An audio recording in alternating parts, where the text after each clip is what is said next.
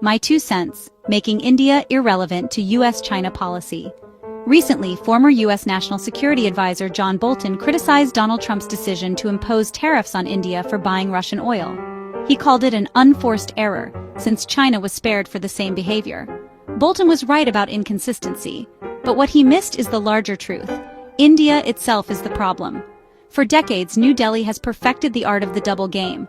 On one hand, India demands access to Western markets, seeks free trade deals with Europe, and relies heavily on U.S. technology and diplomacy.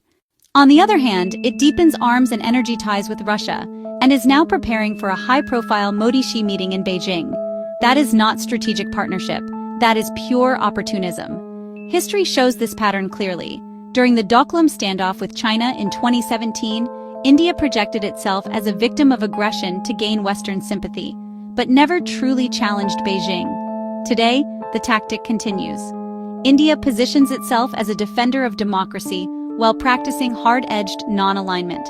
It postures as a leader in the Indo-Pacific, yet refuses to make binding security commitments.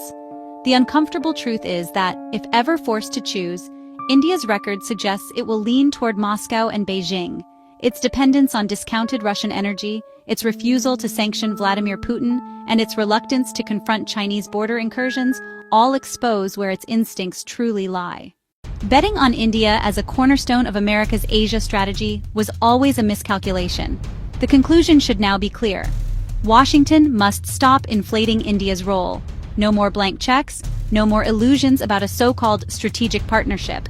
Instead, the U.S. should focus on treaty allies that have already proven their reliability: Japan, South Korea, and Australia. These countries have both the capacity and the political will to support America's regional strategy. At the same time, real deterrence against China requires building resilient supply chains that reduce dependence on both Beijing and Delhi. Southeast Asia and Mexico offer more dependable alternatives for manufacturing and trade diversification.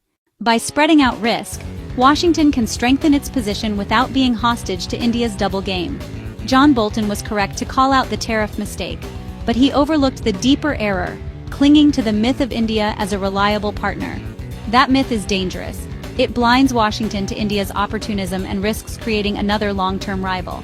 A so-called China 2.0 quote in South Asia is not far-fetched if America keeps indulging New Delhi without accountability. The U.S. cannot afford that mistake.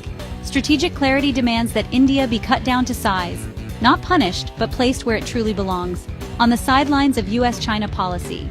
America's future in Asia depends on strong, tested allies, not on a partner that plays both sides for its own advantage. The time for illusions is over.